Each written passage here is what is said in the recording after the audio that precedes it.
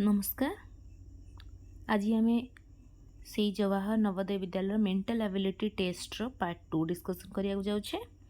तो एथिरे आपनकर क्वेश्चन देखंदो। In question number 5 to 8 a question figure is given on the left side and 4 answer figures marked A B C D are given on the right side। तो आपनकर 5 6 7 8 चारिटा question अछि। सेथिरे left side रे balm पटरे आपणकर गोटे question figure अच्छी आउ चारिटा आमर आंसर फिगर अच्छी। आपणकर चारिटा आंसर फिगर अच्छी। यहाँ हूँ आपणकर आंसर फिगर। तो चारिटा आपणकर आंसर फिगर अच्छी। तो सेथि मध्यरु आपण को बाछियार अच्छी को फिगरटा सिमिलर।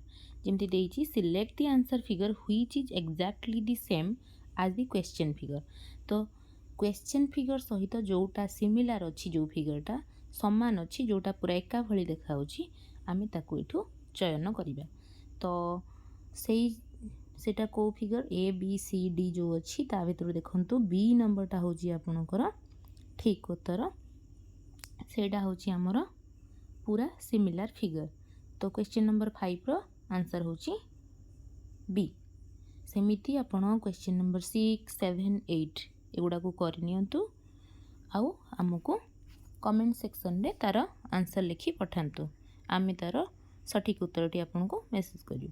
धन्यवाद।